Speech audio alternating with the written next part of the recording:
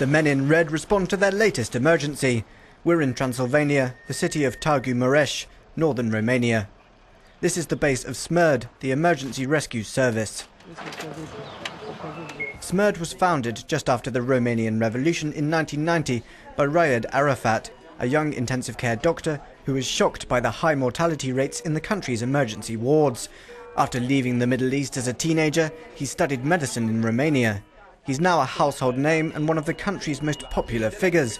But as he explains, there is still much more that needs to be done to reform the country's healthcare service.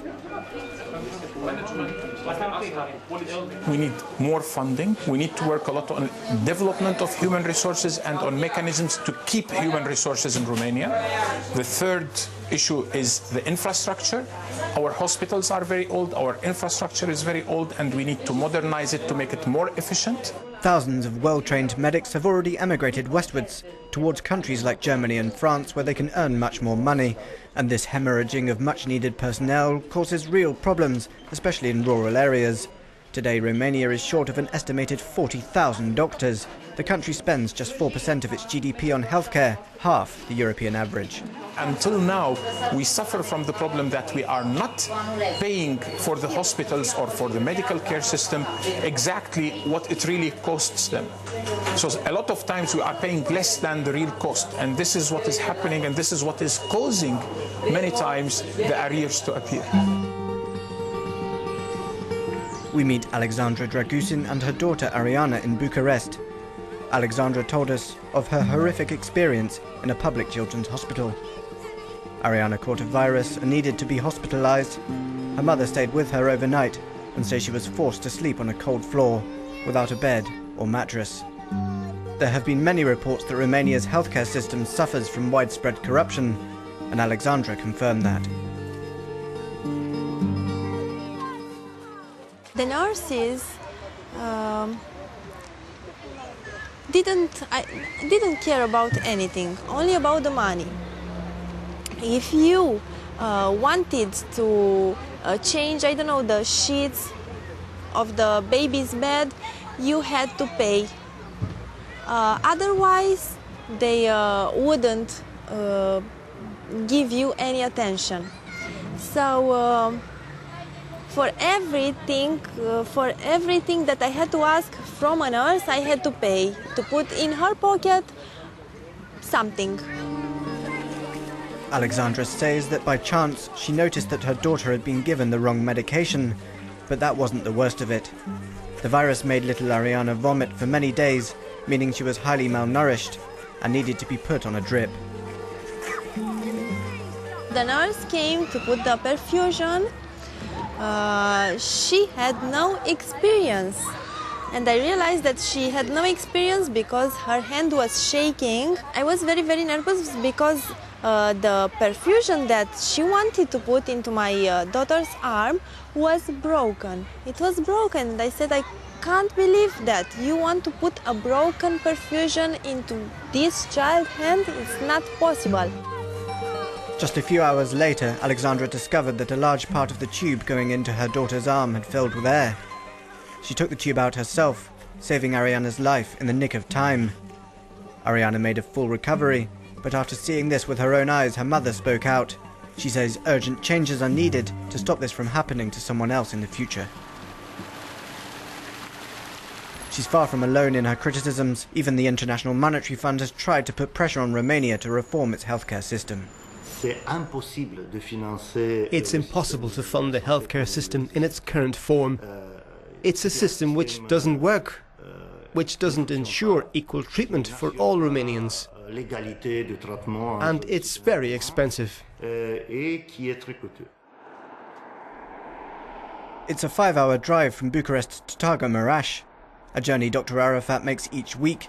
As well as being Deputy Minister of Health, he works with SMERT at the weekends. After spending some time with the Paris Fire Brigade, Arafat decided to implement a French-style system in Romania. He has worked hard to turn things around after seeing how bad they were 2 decades ago.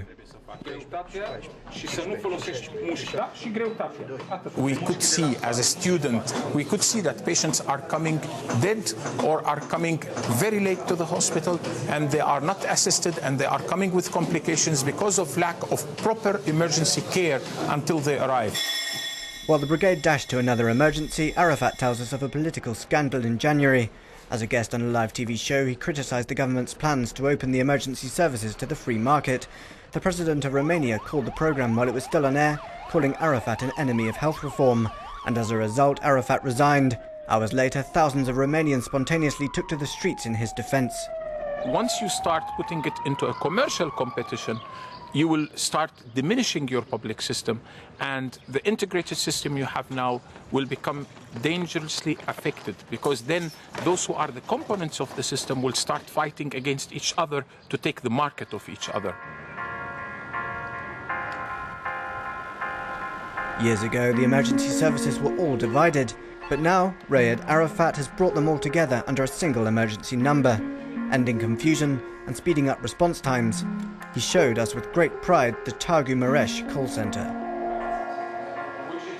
Here we brought everyone together. You can see here that you have all the components, the police, the gendarmerie, the medical, the call takers of the 112, the fire service, and this means that we can manage the resources much better, and we can manage the information we are getting much better, especially in case of mass casualty incidents. So it's higher efficiency and higher cost efficiency.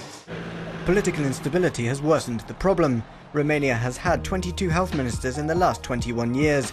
This has made it impossible to move in a coherent direction. Arafat showed us how the Târgu Mureș emergency unit has been upgraded. What we did here needs in fact to be done in most of this hospital, in most of its floors, and most of the other hospitals.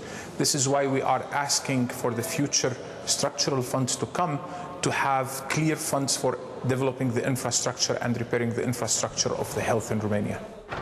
The biggest problems are in rural areas, where there's a lack of personnel and reaction times are slow.